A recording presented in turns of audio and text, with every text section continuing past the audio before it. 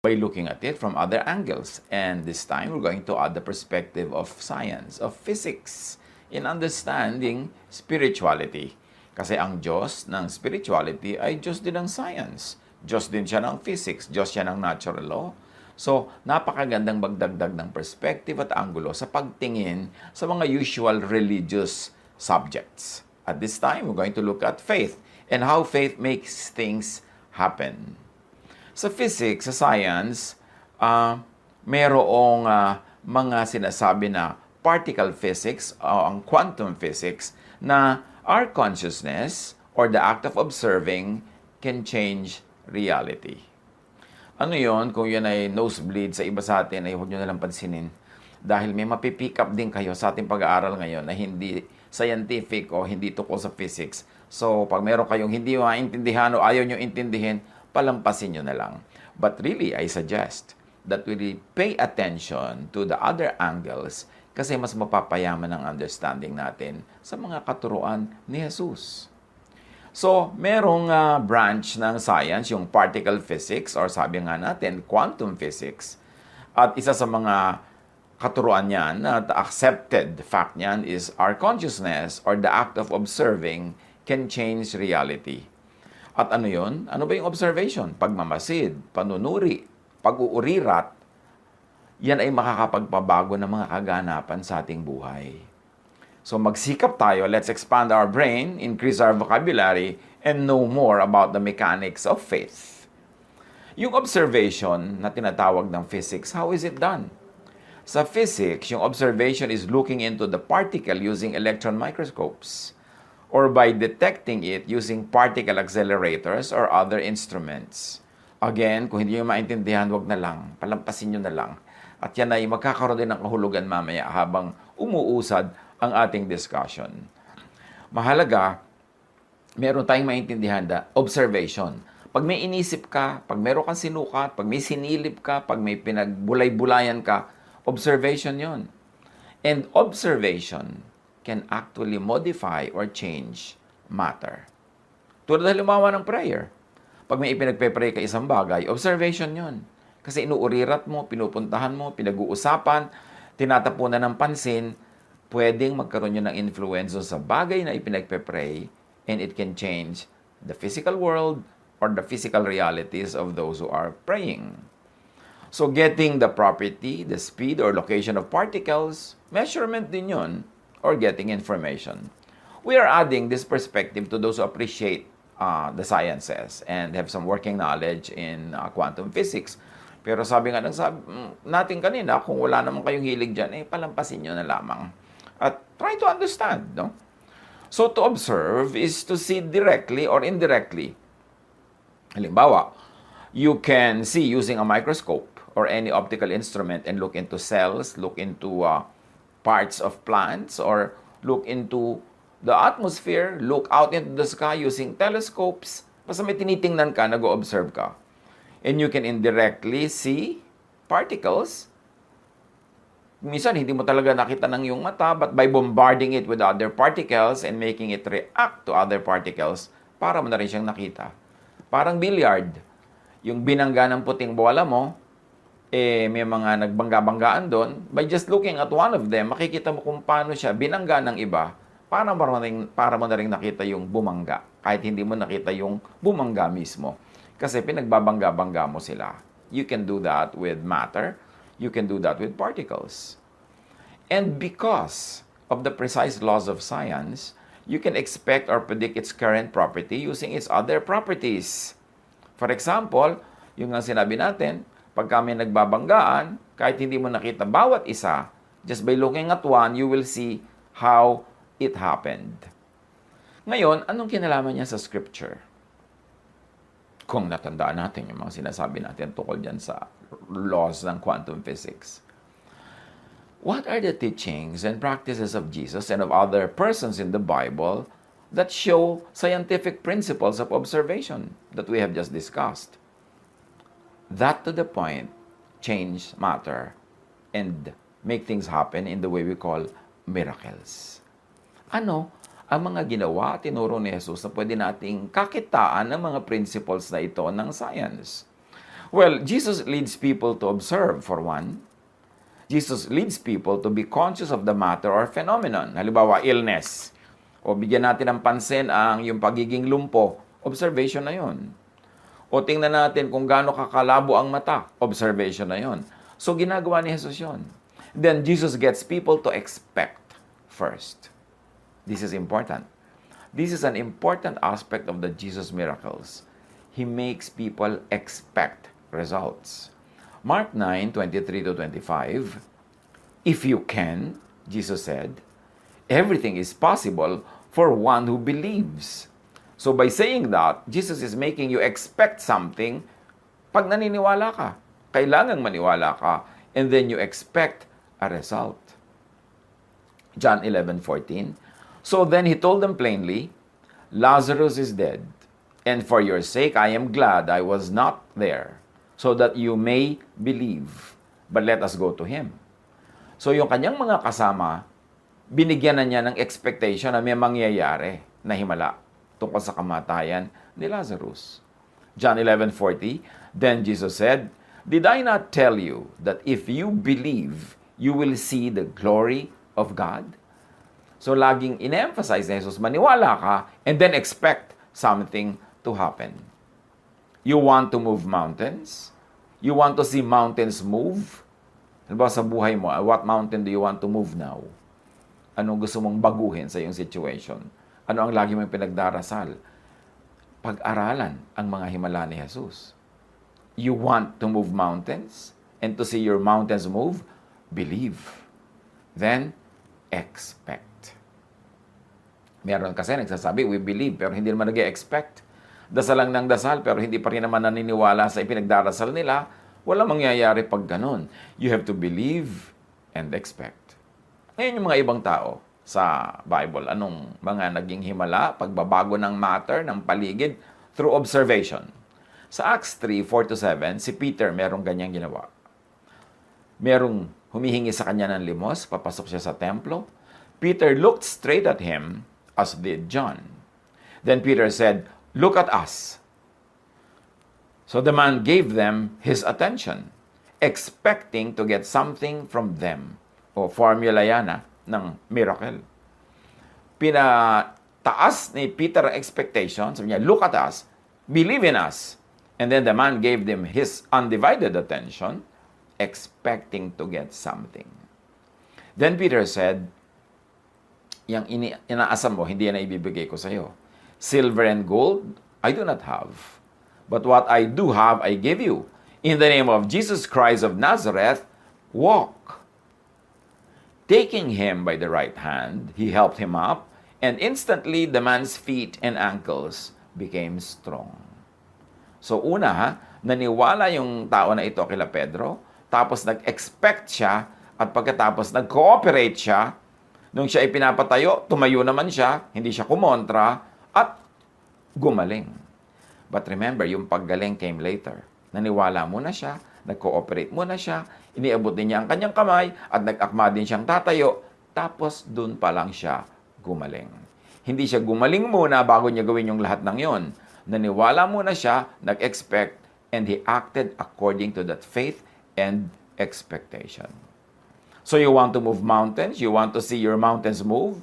Believe, expect, and go with the flow. Do not resist. Huwag kang kokontra. Kasi kailangan merong unity in spirit. As we have said, faith moves mountains. At sabi ni Jesus sa Matthew 17:20, doon sa mga nagtatanong, ba't hindi po namin magawa ang gusto namin gawin? Walang himala na lumalabas. Sumagot siya, dahil sa maliit ang inyong pananampalataya. Tandaan ninyo, kung kayo ay may pananampalataya sa Diyos na sinlaki ng buto ng mustasa, ang liit nun buto ng mustasa, parang ulo lang ng aspile. Maaari ninyong sabihin sa bundok na ito, lumipat ka ron, at ito'y lilipat nga. Tunay na walang bagay na hindi ninyo magagawa. So either si Jesus ay nambobola, nagsisinungaling, o nagsasabi ng totoo. And of course, we like to believe na nagsasabi siya ng totoo, hindi siya nambobola o nagsisinungaling. Talagang walang imposible sa naniniwala. So pag kung imposible, ibig sabihin, hindi ka lang kasi naniniwala, hindi ka nag-expect. Hindi ka nag-o-observe enough and you don't believe enough in your observation that you are not able to change matter. That you are not able to change your environment. You are not able to make things happen according to how you want them to happen in your life. Faith, which is really thought, which is actual to the observation in physics, faith, thought, observation affects and changes the form, the composition, and location of matter. In other words, in simple terms, spirit over matter.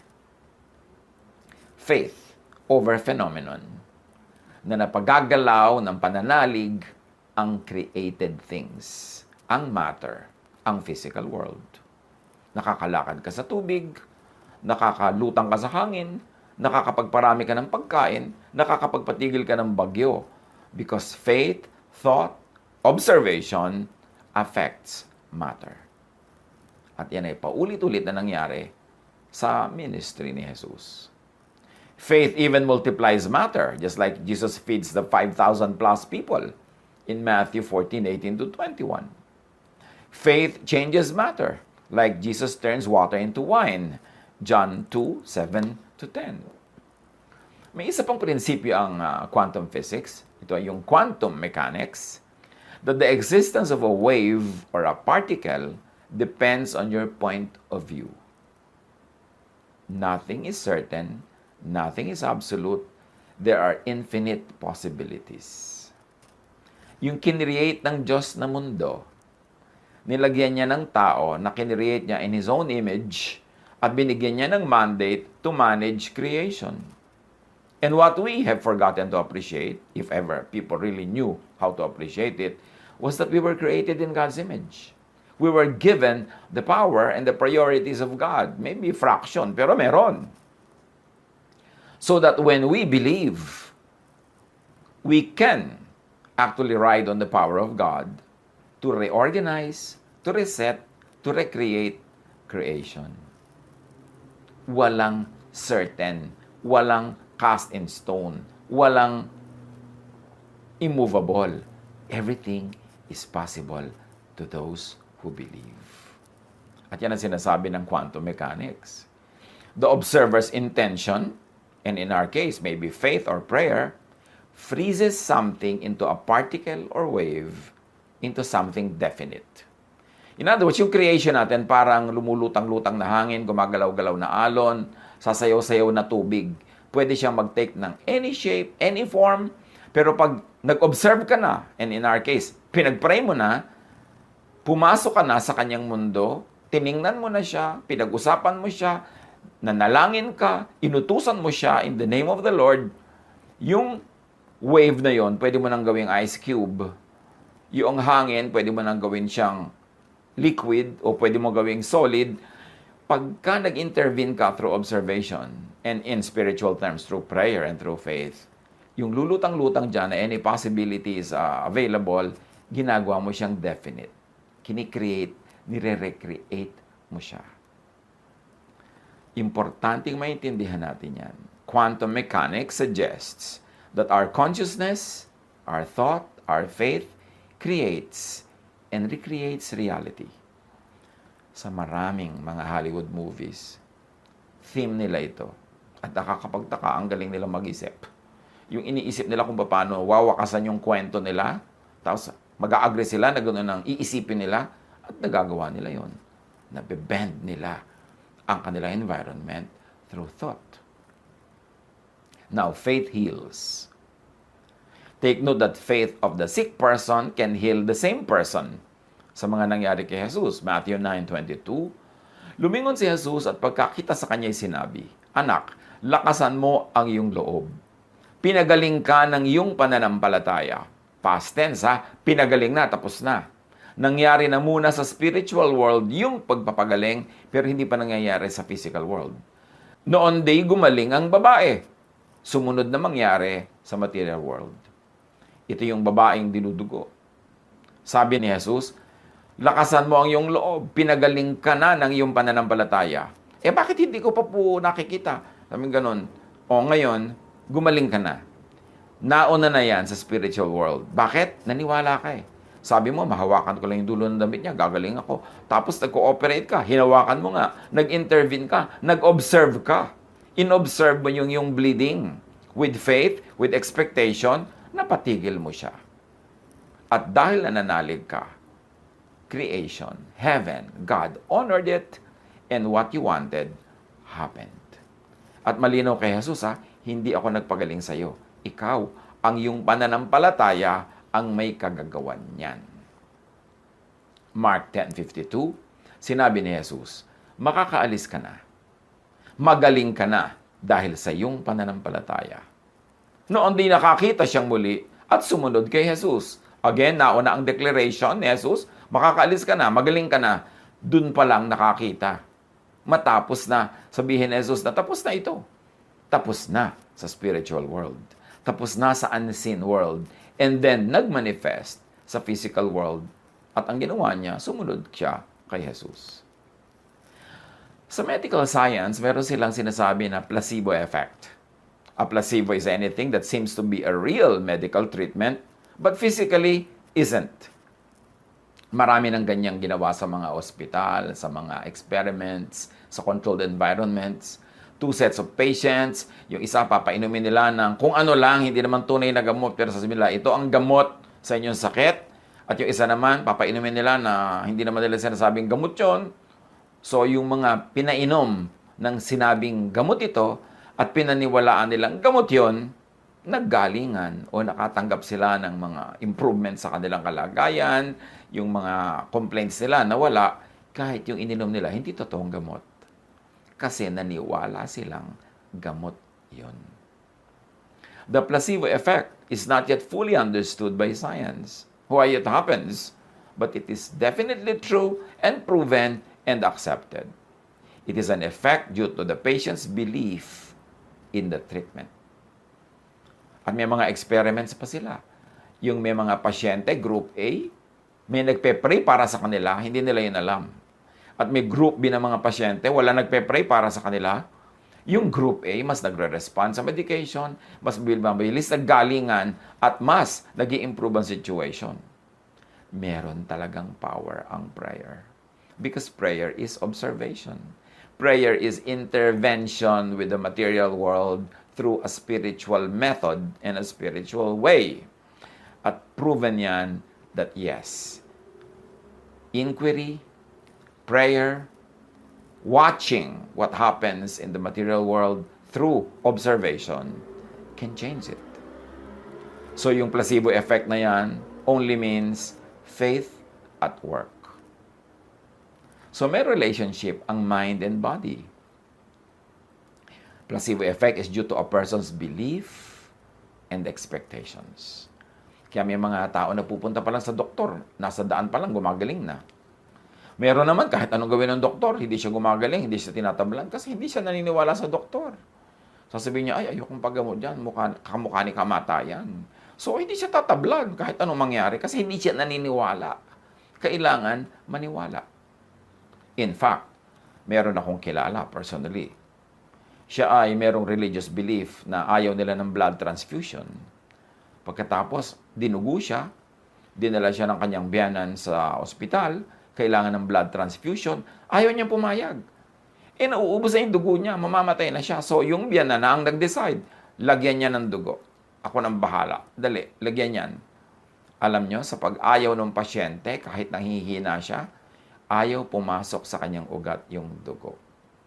Kasi yung kanyang faith, ano mang faith yon, at hindi natin ginadjudge kung correct or wrong yung faith, pero yung faith talaga works and it intervenes with physical reality. Sad to say that patient died.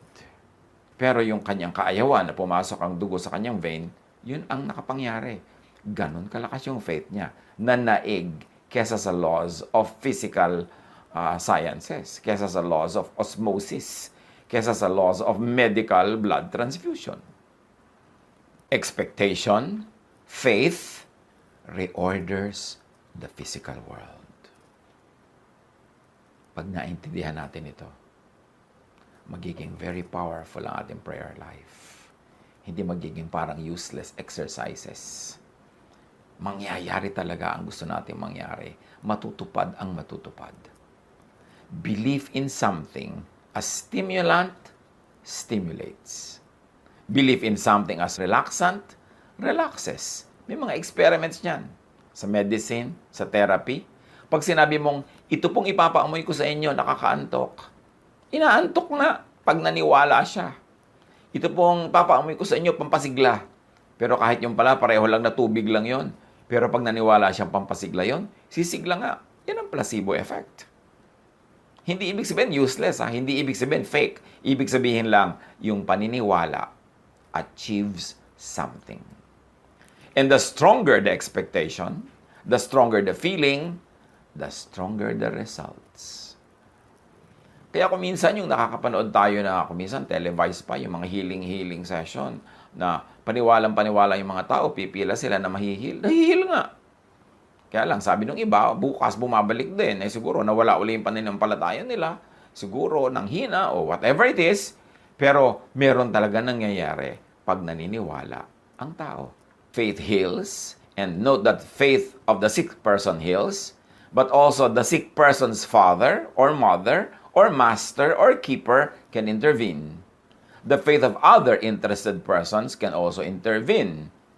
In other words, this is the intercession of a stakeholder. Na ang nag-observe, hindi yung pasyente, kundi somebody na merong kinalaman sa pasyente. In quantum physics, there is a law called entanglement. Ibig sabihin, this is a property of quantum physics where and by which a particle or anything is affected by affecting just its pair. Pagka mayroong dalawang particles na closely associated, matagal na nagkasama, nagkikutan, nagkiskisan, marami silang mga pinagsamahan na particles, minsan nagiging silang pair. And they are already pair forever. Kahit magkalayo pa uli sila, napunta yung isa sa kabilang mundo at yung isa nandito sa kabilang dulo, what happens to one also affects the other. Yun ang tinatawag na pair. Parang pinagbuklod ng posisyon, ng kilos. At sa mga tao may mga pair. Halimbawa, mag-asawa, sobrang emotional involvement nila, pair sila. Kaya kung minsan, nagsasuffer yung isa sa malayong bansa, nararamdaman itong asawa na nandito sa Pilipinas. Sa mga kambal, nagiging pair sila as particles na yung nararamdaman ng isa, nararamdaman din ng kakambal niya kahit hindi sila magkalapit. Nangyayari yan kahit na sa mga magulang at anak. Yung mga anak na nasa gyera tapos humahanap ng napakalaking panganib, biglang nararamdaman ng nanay niya. Kasi pair sila. May entanglement. Yung pair na yan is happening to matter, it's happening to particles, but pwede rin person with person. Or person with something. Kung napaka-attach ka sa isang bagay, pwedeng maging pair kayo, magkaroon kayo ng entanglement. At sa mga miracles ni Jesus, may mga ganyang makikita tayo. Halimbawa in Luke 7:7-10, the master asked Jesus to heal his servant. At nung pupunta na si Jesus sa bahay ng master na ito, sabi ng master, huwag na po. Huwag na kayong pumunta, maabala pa kayo. Nananalig ako na kahit dito, mapapagaling niyo ang aking servant. And the man who had been sent returned to the house and found the servant well. So, dahil this master was affected by Jesus, the master also affects the servant long distance. In other words, this master and his servant had become pairs in a way that now, nagkaroon sila ng entanglement na noong tumanggap ng pagpapala ni Jesus itong master na ito, na ipatanggap din niya at nailipat sa kanyang servant na malayo. In Matthew 25:22-28, a Canaanite woman had a sick daughter, dying. And she came to Jesus. At sabi niya, pagalingin niyo po ang anak ko. And to make a long story short, kahit wala doon yung anak niya, verse 28, then Jesus said to her, woman, you have great faith. Your request is granted. And her daughter was healed at that moment. The affected mother, by Jesus, affects the daughter long distance. And physics talks about this same thing without connecting the two. Tayo lang nagko-connect na ang tawag dyan ay entanglement. So may entanglement. Pwede ka mag-intercede for somebody you love. Pwede mo siyang ilapit sa Diyos. Pwede mo siya ipag-pray. Kasi pag binless ng Diyos yung prayer mo, maililipat mo yung blessing na yon, whether you know how or you don't know how, doon sa ka-pair mo, doon sa ka-entangle mo, doon sa merong kayong commonality at kayo'y merong pagkakaisa at kayo ay sangkot sa isa't isa. Faith changes the spiritual and material world. Katulad sa Hebrews 11:11, si Sarah na hindi na pwedeng manganak, nanganak pa. Kasi nga, nothing is impossible for those who believe. Mark 11:23, tandaan ninyo ito, sabi ni Jesus, kung kayo'y nananampalataya sa Diyos at hindi kayo nag-aalinlangan, maaari niyong sabihin sa bundok na ito, umalis ka riyan at tumalon ka sa dagat, at ito nga ay mangyayari. Now, pag tinignan natin yung lokal where Jesus was speaking, it was in Israel, it was around many mountains in Israel, at kahit lalo na sa bundok ng Zion, sa Jerusalem, ang layo niyan sa dagat, ang layo. So dinagdagan pa ni Jesus ng drama yung sinasabi niya. Hindi ka lang susundin ang bundok na tatalon siya dyan lang sa bangin, kahit doon sa malayong dagat. But take note of the quantum physics uncertainty principle. This is another principle of quantum physics, uncertainty. The act of measurement or observation, and in our case, prayer, disrupts the object. Measurement intervenes with and changes the object. Oras na may ipinag-pray ka, may maiiba sa kanya. Oras na may pinansin ka, inilapit ka sa Diyos, pinansin mo ang sakit niya, pinansin mo ang situation niya, dahil may observation kang ginagawa sa kanya, merong mangyayaring pagbabago. The more precisely we know an object's position at the time of measurement, sabi ng physics, the less we know about its whereabouts after the measurement. So, kahit na alam mo kung nasan yung item na yon nung mine-measure mo, pagka-measure mo, hindi mo na malalaman kung saan siya naroon at saan siya pupunta. Kasi yung act mo ng pag-measure, act mo ng pag-observe, act mo ng pakikialam sa kanya, changed that object, changed that matter, changed that particle. So, naalaman mo lang noong ino-observe mo siya. But matapos yun, pupunta siya sa ibang lugar at hindi mo malalaman kung nasan yun. This uncertainty is inherent in the laws of quantum physics. Otherwise, kung hindi ganun yun, you would have a deterministic world which precludes free will. Now, pumapasok yung free will. You see the interplay of physics, quantum physics, and spirituality as we know it from the Bible. Na may free will. Kasi kapag pinag-pray mo ang isang tao, nag-intervene ka sa kanya, pagka meron kayong interaction, merong uncertainty principle that will take effect. Na magkakaroon siya ng pagbabago that is beyond your control and probably will be beyond your knowledge. So, hindi mo pwedeng ma-determine matapos mong makialam sa kanya, matapos kang ma-involve sa kanya, hindi mo pwedeng ma-determine kung anong gagawin niya sa susunod na araw, saan siya nandun sa susunod na taon. At ganun-ganun yung pag-aasawa. Dahil inobserve mo siya sa pamamagitan ng iyong pansin na pagpapakasal sa kanya. Dahil ipinagpe-pray mo siya. Dahil sumasangkot ka sa kanya, merong nababago sa kanya that is beyond your control. So, hindi mo talaga siya makokontrol. So, yung pag-aasawa na yan, yung pagkakaroon ng anak, ganyan din. Yung gusto mo siya makontrol, gusto mong alam mo at ikaw ang nagde-determine kung saan siya pupunta, hindi yun pwede mangyari. Kaya alam natin na merong free will. The law of physics, the law of uncertainty principle in physics tells us, and it agrees with, the theological teaching of free will. Kaya yung merong predestiny at merong free will, mas kakatigan ng physics and the sciences yung free will. Kasi merong physical laws known to the science of physics that says the same thing. Even with infinitely accurate instruments, sabi ng physics, we cannot predict the future actions of subatomic principles. And therefore, we cannot predict the future of macroscopic particles, like people, either. Ito ang sagot sa questions on predestiny. Kung huhugot ka ng sagot sa quantum physics. But remember, the laws of nature were made by God, so the laws of physics were made by God. You can rely on the laws of physics. Tapos, meron pang unknown, meron pang wild card, sa physics din, yung tinatawag naman sa Bible na time and chance. Dahil hindi mo alam, hindi mo pwedeng kontrolin ang pupuntahan ng lahat ng matter, lalo't nakialam ka na sa kanya, nag-observe ka na, merong chances, may possibilities na may mangyaring wala sa expectation mo.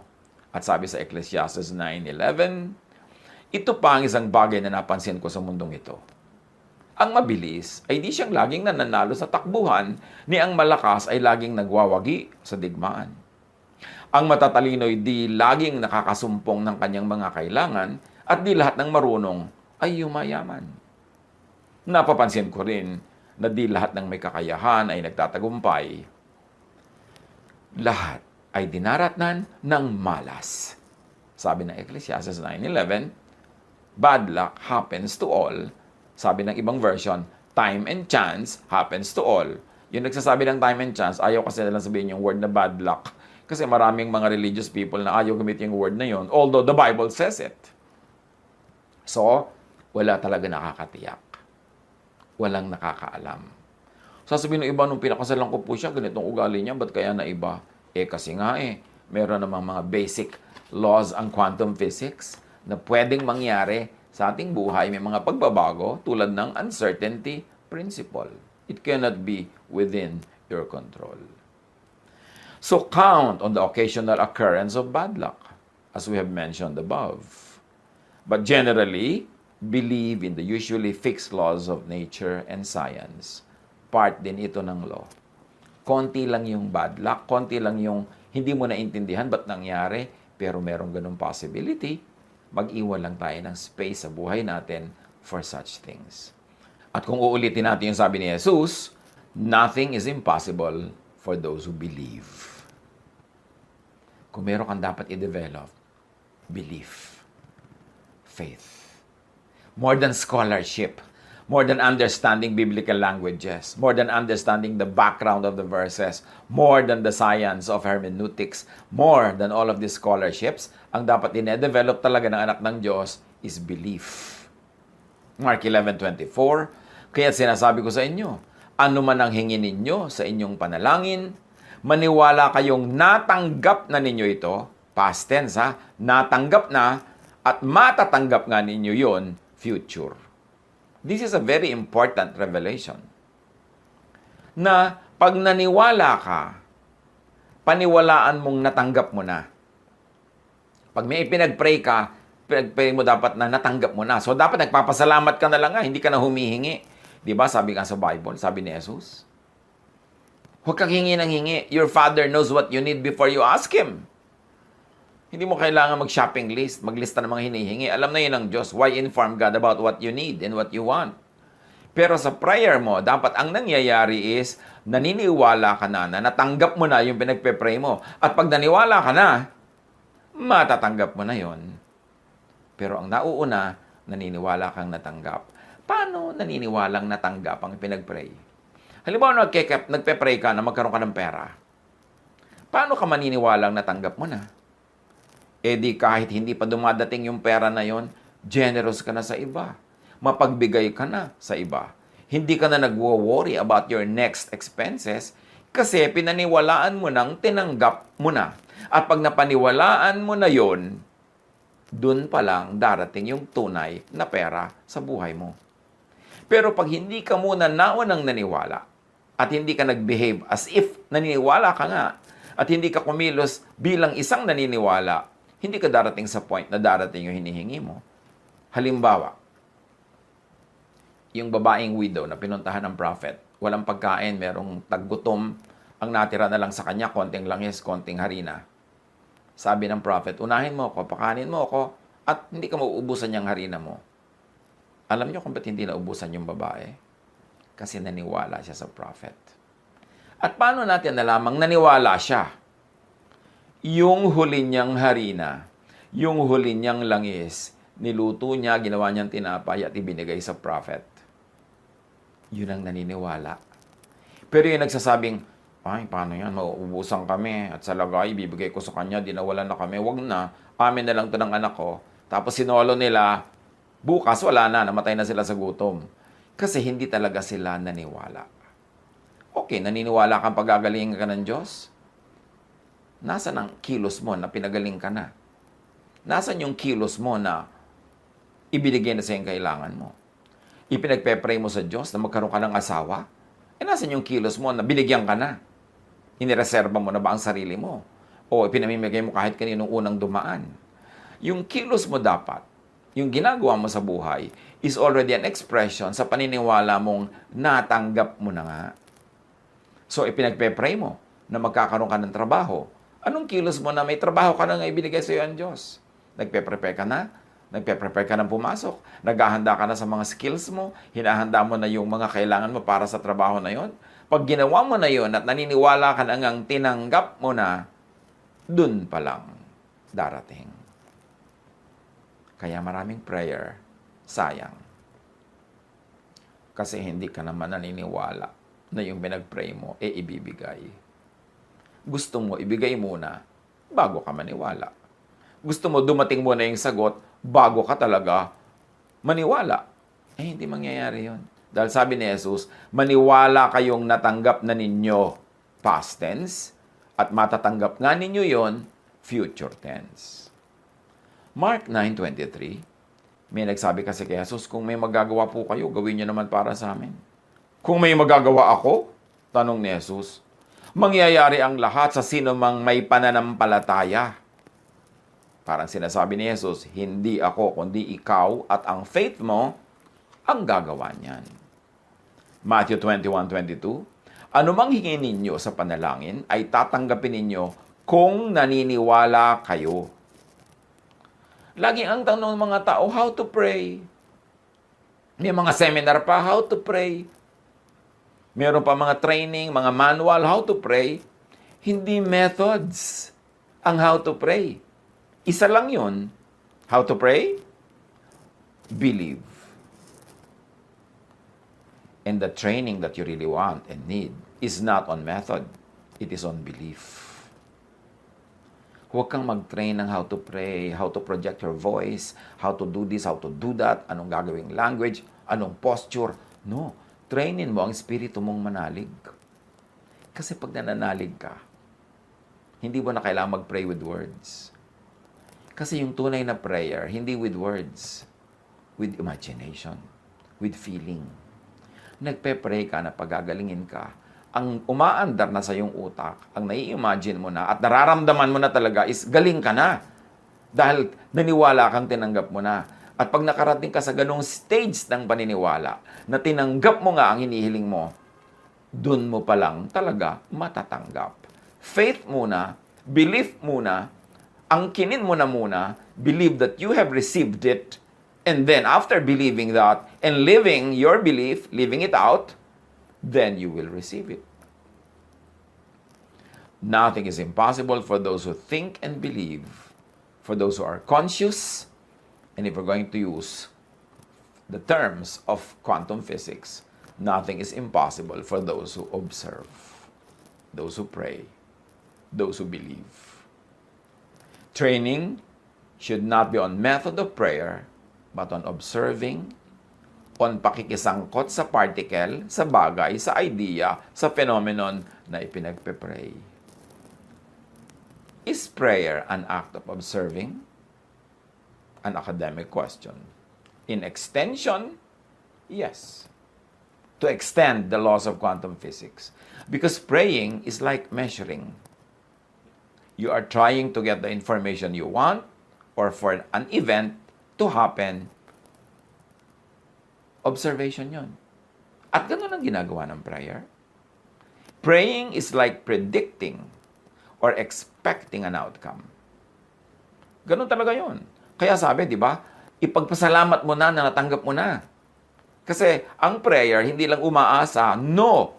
Naniniwala kang tinanggap mo na. You are predicting and expecting an outcome.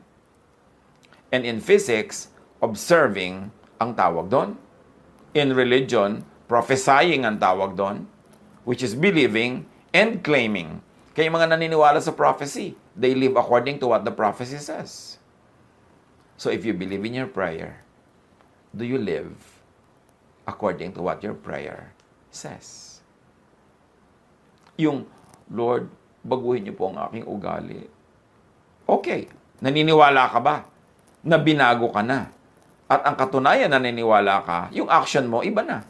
Yung mga pananaw mo, iba na. At pagka ginawa mo yon, dahil naniniwala ka to the point of living it out in your life, the real thing will happen. But it has to happen first in your life, in your heart, in your mind, in your lifestyle. Tsaka palang darating yung material, physical, earthly sagot. Matthew 17:19-20. Pagkatapos ng sila-sila na lamang, lumapit ang mga alagad at tinanong si Jesus, bakit hindi po namin mapalayas ang demonyo? Sumagot siya, dahil sa maliit ang inyong pananampalataya. Tandaan ninyo, kung kayo'y may pananampalataya sa Diyos na sinlaki ng buto ng mustasa, maaari niyong sabihin sa bundok na ito, lumipat ka ron, at ito'y lilipat nga. Tunay na walang bagay na hindi ninyo magagawa. At hindi lang yung fig tree, ang pinapalalipat, pati yung bundok. Pwede daw mangyari yon because this is about the fig tree incident. Ngayon sa physics, sa quantum physics, may isa pang principle called quantum tunneling. Ano yon? A phenomenon when a particle is able to penetrate a barrier that it should not be able to go through. May ganong phenomenon ng quantum physics. Yung particle na hindi niya kayang sumuot sa isang lugar, halimbawa bola, hindi niya kayang sumuot sa pader, pwedeng mangyari. Yun ang sinasabi ng quantum tunneling. Sometimes, an electron will tunnel to a location where, according to classical physics, it could never appear. Nangyayari yan sa tunay na buhay na may mga electrons na bakit nakasuot, nakalampas sa ganitong mga barrier, samantalang kung papakinggan mo lang ang classical physical laws, hindi yun pwede mangyari, pero nangyayari as understood from the lenses of quantum physics. It is like bombarding a wall with a tennis ball. In classical physics, the balls will never be able to get through, unless, of course, you throw the ball with enough force to break the wall. But in quantum physics, everything is a wave of possibilities. Remember, pinag-aralan na natin na sa quantum physics, walang permanent, lahat in continuous creation and recreation. At by intervention, by observation, pwede mong baguhin yung nag-i-exist na mga bagay-bagay dyan. So yung particles, like the ball, will have a possibility of appearing on the other side of the wall if you give them enough chances. That is what quantum physics says. It's like throwing the tennis ball to the wall many, many, many times. Then one of those times lulusot siya. On one chance of possibility, it will go through the wall. Ang tawag doon, spiritual tunneling. Ngayon, anong tawag dyan sa spiritual terms? Pray without ceasing. Na kahit yung parang imposibleng mangyari, yun ang sinasabi halimbawa ng laws. Sa quantum tunneling, pag hindi mo tinigilan ng kagagawa ka uulit, one chance magkakaroon yan, lulusot. So pag pinaandar natin yung laws of tunneling, ginawa nating spiritual tunneling, sabi sa Ephesians 6:18, pray in the Spirit on all occasions with all kinds of prayers and requests. Manalangin kayo sa lahat ng pagkakataon, humiling at sumamo sa patnubay ng Espiritu. And 1 Thessalonians 5:17, pray continually. Pray without ceasing. Palagi kayong manalangin. Sa kauulit nyo, kapapanalangin nyo, kahit yung imposible will have one chance that it could happen and it can happen. James 5:16-18, malaki ang nagagawa ng panalangin ng taong matuwid. Si Elias ay isang tao na tulad din natin. Nang mataimtim siyang nanalangin na huwag umulan, hindi nga umulan sa loob ng 3 taon at 6 na buwan. At nang siya'y manalangin para umulan, bumagsak nga ang ulan at namunga ang mga halaman. quantum tunneling. Yung ipinagpe-pray mo, huwag mong pagsawa ang ipag-pray. Kasi hindi mo alam na biglang magkaroon ka ng chance, makalusot yung isang prayer mo through the wall na tinatawag ng quantum physics na quantum channeling. Na tinatawag lang natin na fervent prayer, persistent prayer, yung hindi maawat na faith. Because faith can move mountains and faith can make tennis balls pass through concrete walls. But pray from and out of faith. Pray expectantly. Pray in spirit. Hindi kailangang words. And pray not just with affected, empty words. Kaya sa prayer, ang turo ni Jesus, Matthew 6:5-8, kapag nananalangin kayo, huwag kayong tumulad sa mga mapagkunwari. Mahilig silang manalangin, nakatayo sa mga sinagoga at sa mga kanto upang makita ng mga tao. Bakit ganito ang turo ni Jesus na huwag ganito ang prayer? Kasi mahirap mag-focus. Mahirap manalig, mahirap maniwala, mahirap mag-expect, at mahirap mag-tunneling kung meron kang audience na iniintindi, kung tinitingnan mo pa yung volume ng boses mo sa panalangin, anong vocabulary mo, anong words ang gagamitin mo, paano mo sasabihin ng maganda para ma-impress sa mga tao o para maintindihan nila paano ka magfo-focus sa faith mo. Paano na yung quantum tunneling mo. At sabi ni Jesus, tandaan ninyo, yung mga ganyan mag-pray, tinanggap na nila ang kanilang gantimpala. Ngunit kapag mananalangin ka, aking mananampalataya, aking anak, pumasok ka sa iyong silid at isara mo ang pinto. Saka ka manalangin sa iyong ama na hindi mo nakikita.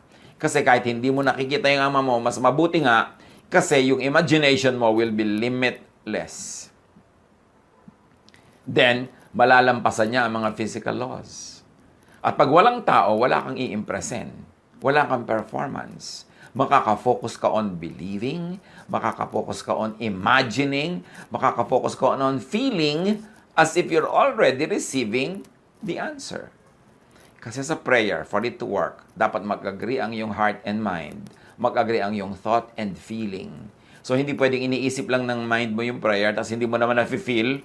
Hati ka nun at ayaw ng Diyos sa hati. Kailangan buo. Buo ang loob, buo ang pagkatao, buo ang prayer. Pagka nag-iisa kang nananalangin, bagamat merong advantages ang group prayer, lalo kung nagkakaisa talaga kayo, nagkakaintindihan kayo, walang impression na gusto mong gawin, walang pasikatan, walang controlling of others, napaka-effective din ang group prayer. Pero sabi ni Jesus, kung talagang gusto mo ng very effective prayer, pray alone, in private, where you could be alone with God. Because you could observe, you could focus, you could concentrate. You could do quantum tunneling. You can train energetic, bombarding thought on your subject. Hindi ka sabog. Hindi ka kailangan makinig sa prayer ng iba tapos hindi mo maintindihan, may kulang-kulang na words ka naiintindihan, hindi mo maintindihan yung pronunciation niya, minsan na-offend ka pa, minsan natatawa pa yung iba pag may maling nadinig na word. Paano ka nun magkakaroon ng quantum tunneling? Paano ka mag-observe at magfo-focus?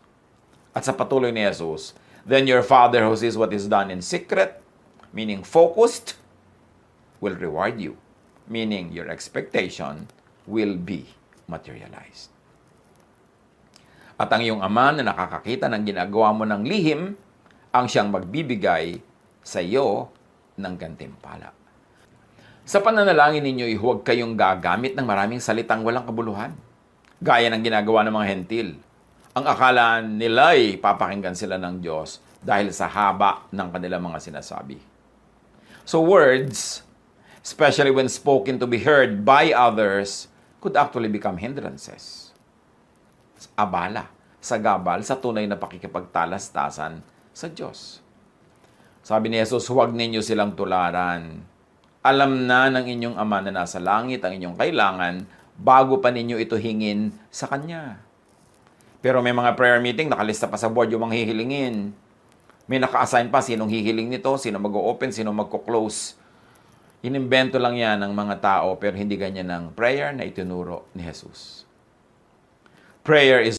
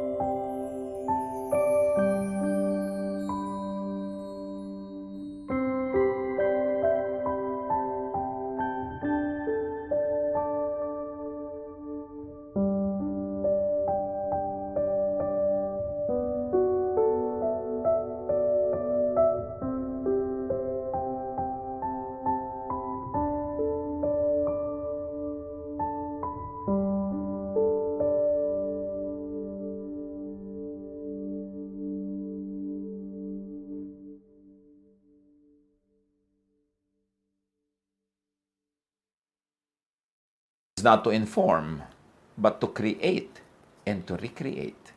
And for that to happen, there must be fervent focus. There must be utmost and complete attention to what you are doing so you can observe, you can intervene, you can recreate creation. Group prayer could also be effective, but only when all those who are present pray as one and when they totally agree.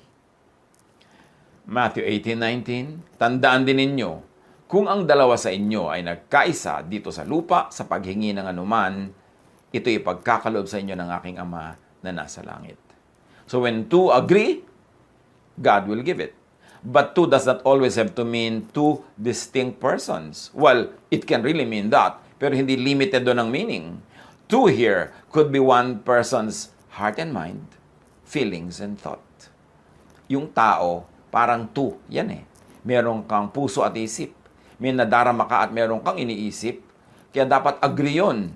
When your feelings and your thought, when your heart and your mind agree, buo ka, isa ka lang, magaganap ang iyong pinaniniwalaan at hinihiling.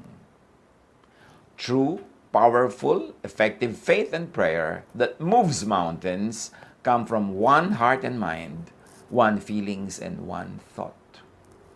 Kaya dapat faith mo buo.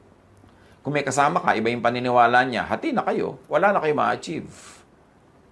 At kahit nag-iisa ka, hindi ka naniniwala sa sinasabi mo, hindi ka naman talaga nag-expect sa ipinagpe-pray mo, hati ka rin, don't expect that it will happen. James 1:6-8, subalit ang humihingi ay dapat magtiwala sa Diyos at huwag mag-alinlangan. Sapagkat ang nag-aalinlangan ay parang alon sa dagat na itinataboy ng hangin kahit saan. Huwag umasang tatanggap ng anuman mula sa Panginoon ang taong pabago-bago ang isip at di alam kung ano talaga ang nais niya. How could you quantum tunnel? How could you focus and keep on hitting that wall with the same ball kung hati ang iyong loob? Faith, thought, observation alters created things, recreates created things, transcends, bends, overrides, remakes natural law. Yes, may natural law. At habang kaya mo, up to what is possible, observe and submit to natural law. But you are not limited to and by natural law. Kasi meron ding, ngayon ay ibinubunyag ang quantum physics na matagal lang itinuturo ni Jesus, faith can move mountains. Faith can override natural law. Pero, unless you really have the conviction to override natural law, it is simpler and easier to just abide by it. Pero kung talagang kailangang ma-override yan, and then, i-override mo siya. But through what? Through tunneling, through observation, through prayer of faith para tumalab. As first choice, as automatic fallback, as to be more certain, observe natural law. But when able, when empowered by great faith, change, modify, reorder the physical world with faith, prayer, and expectation. Because God says, and then the physical world complies. God said, let there be light, nagkakalight. Jesus rebukes the wind and the waves, tumitigil. Si Pedro, sabi niya kay Jesus, papaglakarin niyo po ako sa tubig, gusto kong pumunta sa inyo. Sabi niya, halika. At naglakad siya sa tubig. Kasi naniwala siya. At kailan siya hindi lumubog? Nung tumungtong na siya. Hindi yung sinabi niyang, i-prove niyo muna na hindi ako lulubog bago ko tumungtong. Tumungtong siya, at saka siya hindi lumubog. And Jesus says to us, to His disciples, believe, then command this mountain, and it will comply. John 11:39-40. Alisin niyo ang bato, utos ni Jesus, dahil bubuksan yung libingan para pabangunin niya at buhayin si Lazarus. Ngunit si Martha, na kapatid ng namatay, ay sumagot, Panginoon, nangangamoy na po siya ngayon. 4 na araw na siyang patay. Sinabi ni Jesus, hindi ba't sinabi ko sa iyo na kung sasampalataya ka, ay makikita mo ang kaluwalhatian ng Diyos? So pag sinabi mong, yes, naniniwala ako, Lord, buhayin mo po ang aking kapatid, buhayin mo ang aking kapatid, buhayin mo ang aking kapatid. Tapos nung bubuksan na yung bato, tinatakpan mo yung ilong mo dahil maaamoy mo yung baho, hindi ka naman naniniwala, nabubuhayin. Kasi meron pa naman buhay na mabaho. Pag nagtakip ka ng iyong ilong o sinabi mo huwag nating buksan kasi aalingasaw, hindi ka naniniwala sa sarili mong prayer. Yan ang sinasabi natin kanina pa. Kung talaga naniniwala ka, you will live and act it out in your practical life. Your faith will be displayed by your actions, by your lifestyle. Yung naniniwala ka na magpo-provide ang Diyos, mabait ang Diyos, pray ka ng pray na mag-provide sa'yo, tapos ang damot-damot mo para siguradong meron ka, hindi ka naniniwala sa prayer mo. Naniniwala ka, Lord, provide niyo po kami ng needs namin, bigyan niyo kami ng mga pangangailangan namin. Therefore, sa action mo, hindi ka na madamot, palabigay ka, kahit hindi pa dumadating yung hinihingi mo. In fact, kaya nga darating yun, kasi naniwala ka na to the point na nagpapamigay ka na ngayon, generous ka na, as if ang yaman-yaman mo na, hindi pa naman. Kasi, sa puso mo, nangyari na yung prayer mo. 1 Corinthians 2:9, subalit tulad ng nasusulat, hindi pa nakikita ng mata o naririnig ng tainga, ni hindi pa sumasagi sa isip ng tao ang mga inihanda ng Diyos para sa mga umiibig sa Kanya. Hindi pa daw natin nai-imagine kahit konti yung mga lahat ng tunay na regalo ng Diyos, inihanda niya at handa niyang ibigay. Bakit hindi natin nakikita? Ba't hindi sumasagi sa ating isip? Limited kasi tayo ng ating little faith. So, pinag-aralan natin ang mga tinuro ni Jesus, ginawa ni Jesus, at kinalkal natin ang quantum